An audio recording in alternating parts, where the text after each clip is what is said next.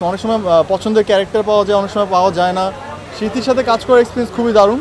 Valentine's day আমার whole লাইফে কখনো সেলিব্রেট করিনি। অভিনয়টা খুবই কঠিন কাজ।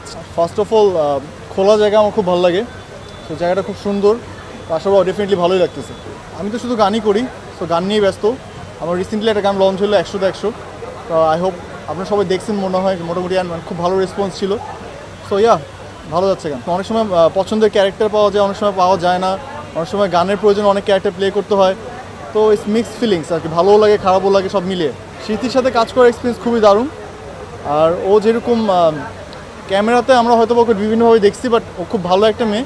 অ্যান্ড ওর সাথে কাজ করার এক্সপিরিয়েন্স যখন কাজ করতে পারছে, যখন পার্সোনালি জানতে পারছি, দেখলাম যে খুবই ডেডিকেটেড একটা পার্সন।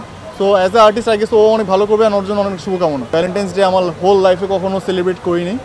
আমার কাছে ভালোবাসার স্পেশাল কোনো দিন হয় না, আমি পার্সোনালি বিলিভ করি।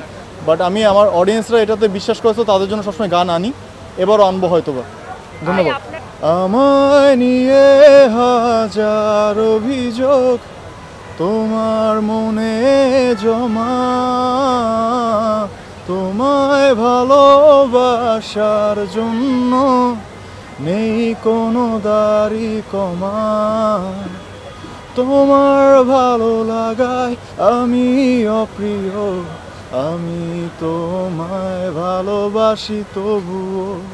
তোমার ভালো লাগায় আমি অপ্রিয়, আমি তোমায় ভালোবাসি তবুও।